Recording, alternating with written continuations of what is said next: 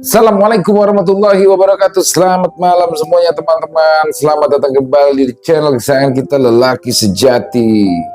Dan semoga semua teman-teman di rumah selalu dalam keadaan sehat walafiat tanpa kekurangan satu apapun. Amin amin ya rabbal alamin. Pada kesempatan kali ini kita akan mencoba membawakan lagi kisah horor ya. Kisah horor bertemakan misteri. Dan yang pastinya untuk menghibur semua teman-teman, khususnya para penikmat atau pecinta horor di rumah. Sebelum kita masuk ke dalam kisahnya, untuk teman-teman yang mungkin belum subscribe, silahkan diklik dulu tombol merah subscribe-nya. Jangan lupa dinyalakan lonceng notifikasinya agar teman-teman selalu mendapatkan notifikasi dari konten yang akan kami upload selanjutnya. Yes, dan buat teman-teman ya yang sudah hadir, selalu setia hadir, komentar, wah karena kalianlah kami terus berkarya. Oke, tidak berlama-lama lagi, langsung saja kita masuk ke dalam kisahnya. Jangan lupa matikan lampumu, pasang headset kalian untuk menambah kesaduan kita dalam mendengarkan kisah ini. Perusahaan memuja setan.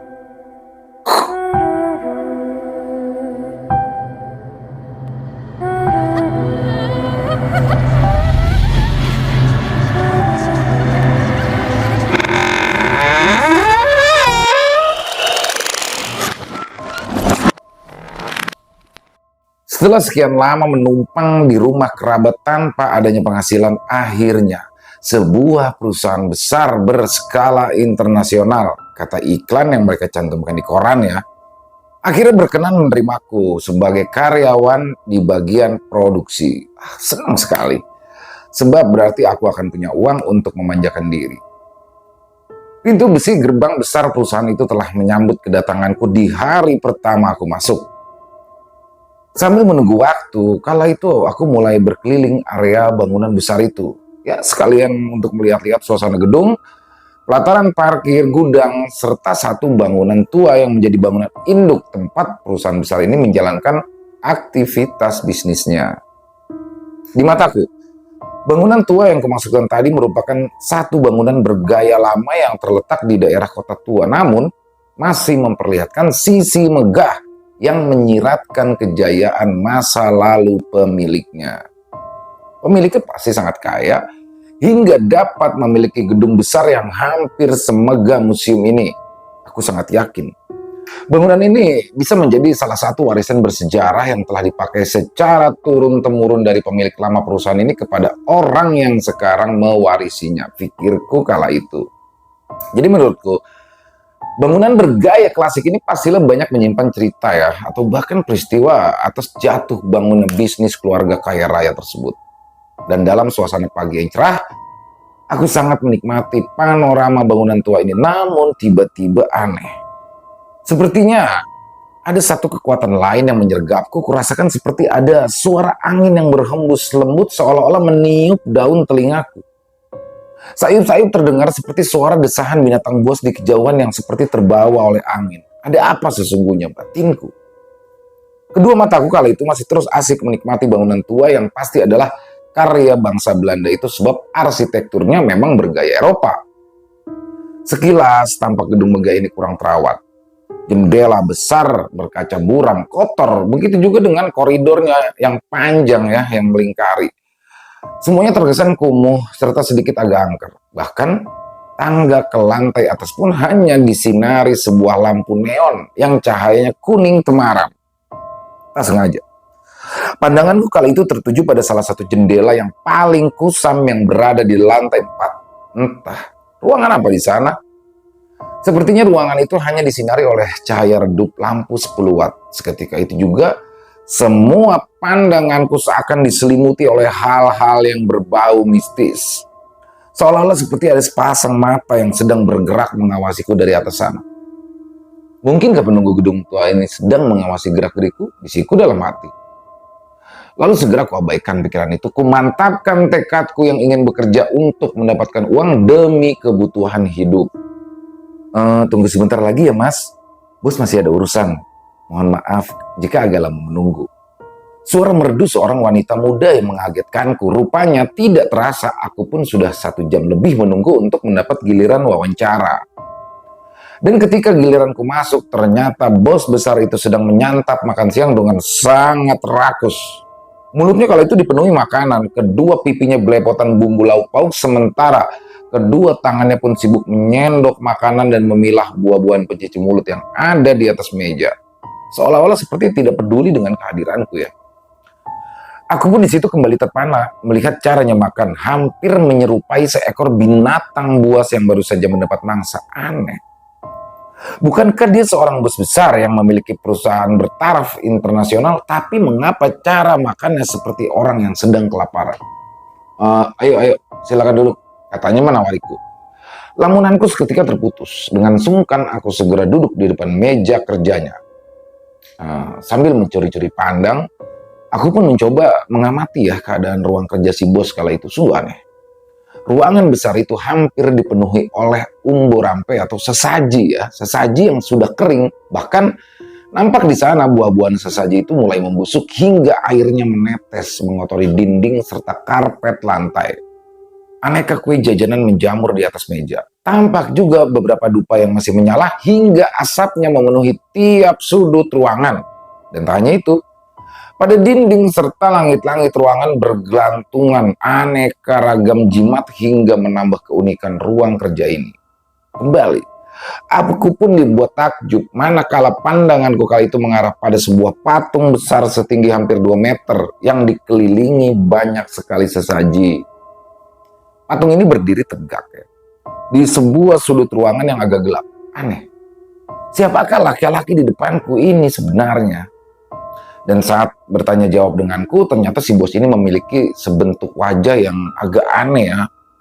Jadi mohon maaf, matanya itu menyerupai mata iblis di film-film animasi. Sementara kedua alisnya tuh naik ke atas seperti alis para pendekar silat. Dan saat tersenyum pun dia lebih mirip menyeringai daripada senyuman. Sembari memperlihatkan deretan giginya yang kotor serta tidak terawat, bahkan kala itu masih dipenuhi sisa-sisa makanan. Jorok banget. Sekalipun sangat aneh dan mengganggu pikiranku, namun aku pun terpaksa harus mencoba mengabaikan semua ini ya demi mendapatkan sebuah pekerjaan. Dan singkat cerita, akhirnya aku diterima bekerja di kantor tersebut.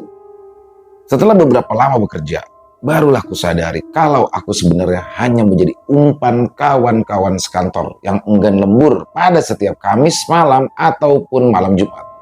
Ada apa sebenarnya? Hati-hati dengan yang ada di lantai 4. Bisik Larno, salah seorang teman sejawat yang memang baik padaku. Aneh, peringatan ini bukan hanya datang dari Larno, bahkan Pak Ishak, penjaga malam di gedung ini juga telah memperingatkanku agar tidak coba-coba naik ke lantai 4 sendirian apabila hari telah gelap. Kamu pasti celaka.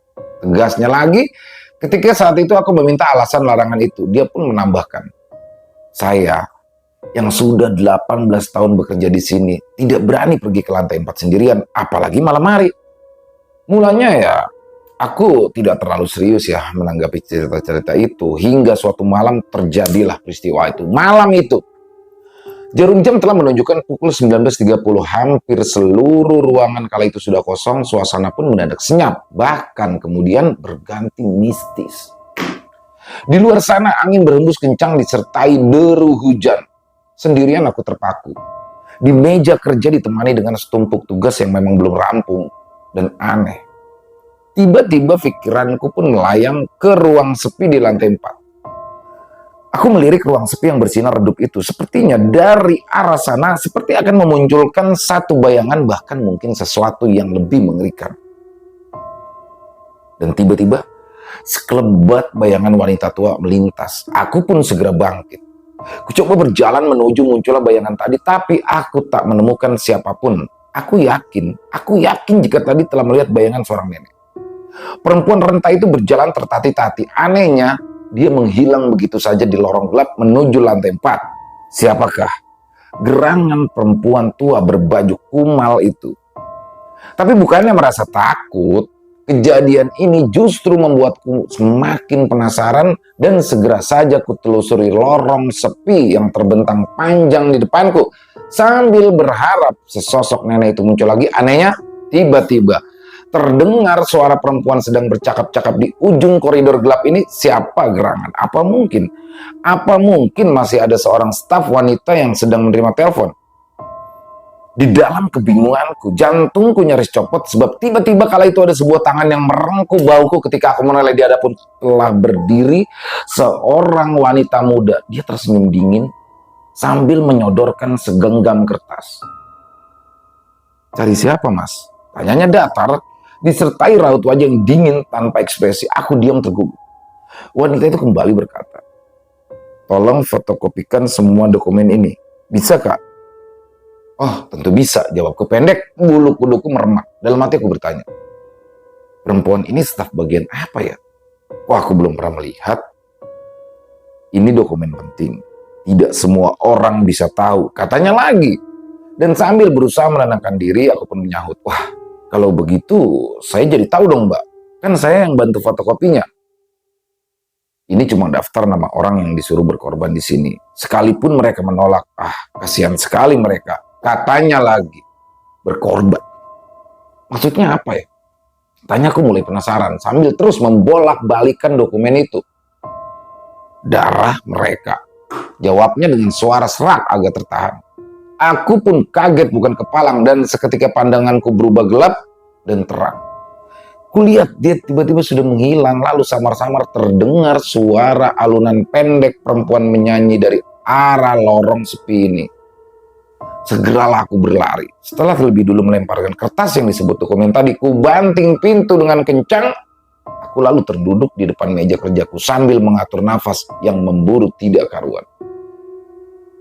Gara-gara peristiwa ganjil itu, rasa penasaranku pun semakin bertambah. Apalagi pagi setelah malamnya aku bertemu dengan sosok perempuan misterius itu. Ternyata ada karyawan yang meninggal. Apakah ini ada hubungannya dengan statement perempuan misterius itu? Belakangan, aku memang melihat seperti ada kejanggalan. Jika dihitung ya, hampir di setiap minggu, satu persatu rekan kerja atau sanak saudara mereka ada saja yang meninggal. Menurut beberapa pegawai senior, setiap yang meninggal, raut wajah mereka menyiratkan seperti ada satu hal yang tidak wajar. Kabarnya, wajah jenazah itu tampak menghitam. Punggung, tangan, serta kakinya terdapat memar kebiruan dan mata mereka selalu terbuka dengan rona wajah seolah mereka melihat sesuatu yang amat mengerikan. Pernah juga terjadi sebuah peristiwa lucu namun menyeramkan. Suatu hari, ada salah seorang manajer di kantor ini yang kerasukan roh seorang perempuan muda. Dan roh itu mengaku bernama Karissa. Jadi dia telah mati karena bunuh diri 100 tahun silam. Lucunya, sang manajer ini yang sebenarnya bertumbuh tambun dan galak itu pun tiba-tiba berjalan sangat gemulai. Laksana perempuan. Dan tanya itu, suaranya pun juga kala itu berubah menjadi lembut khas wanita muda. Nah, dari celotehan si Karissa, cerita inilah yang sebenarnya bergulir.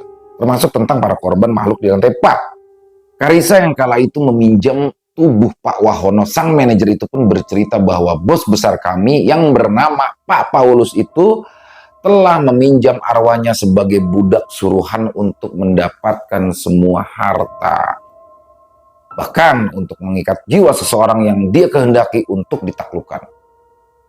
Arwah Karissa juga mengaku bahwa pada hari-hari tertentu dia juga akan diberi suguhan khusus oleh majikannya.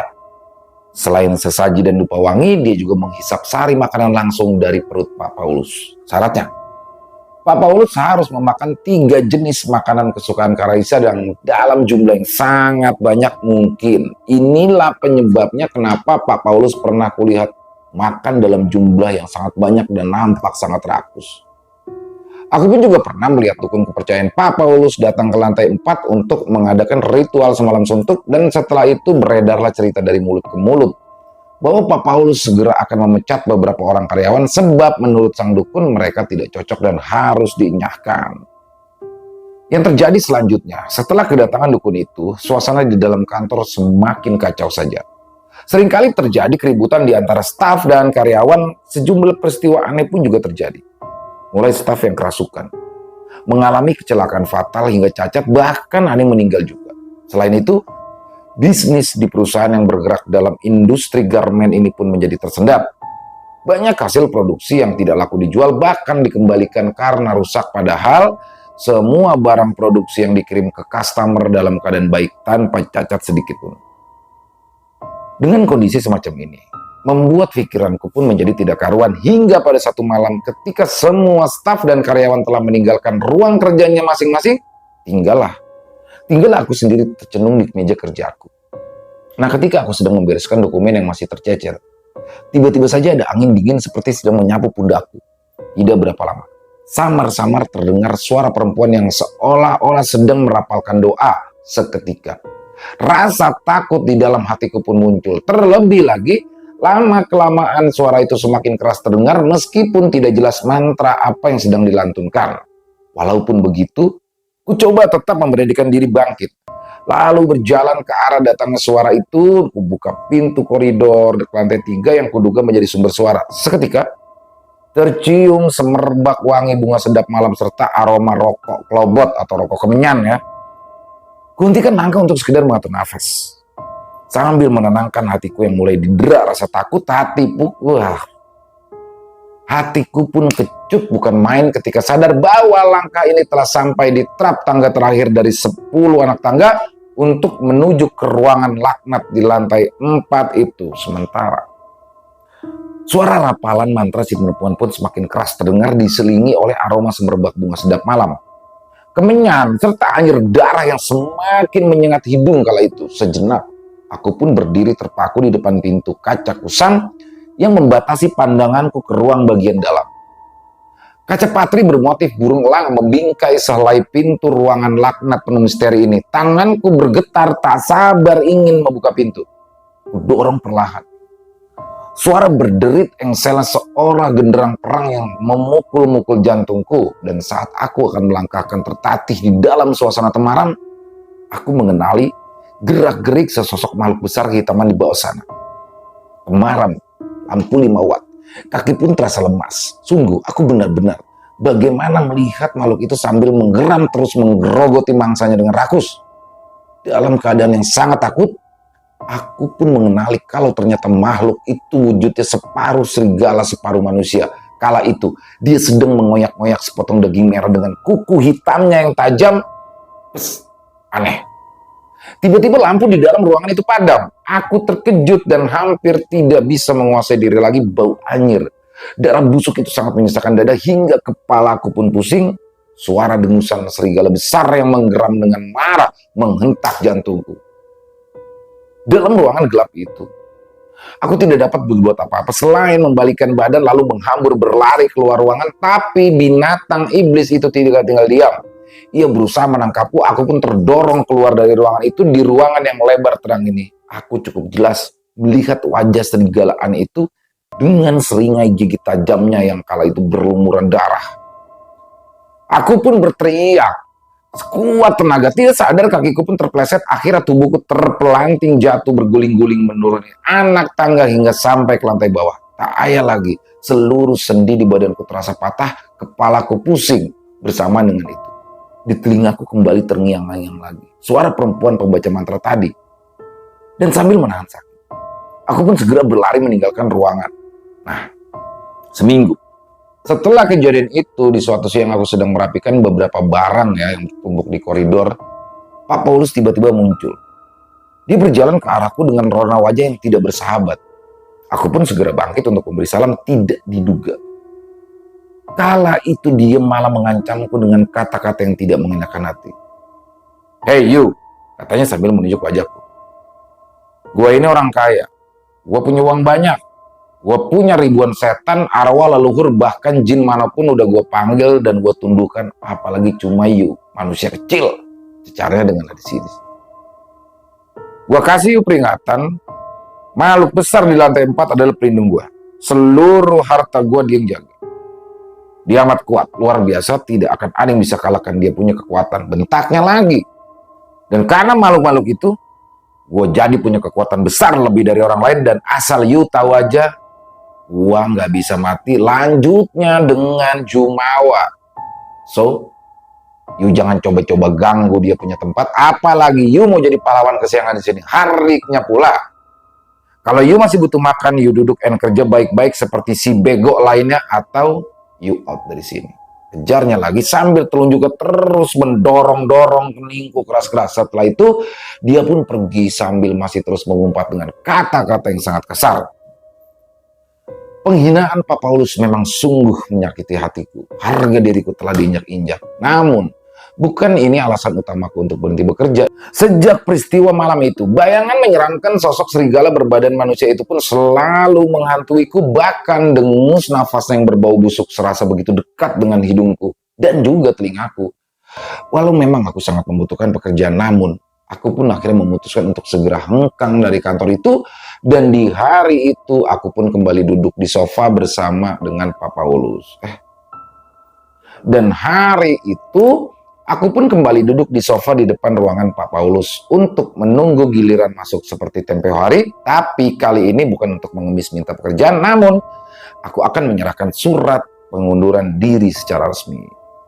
Dan tak lama kemudian aku pun diizinkan masuk, dan ketika berhadapan dengannya, sedikit pun aku kala itu tidak mau ya melihat wajahnya, karena memang mengerikan.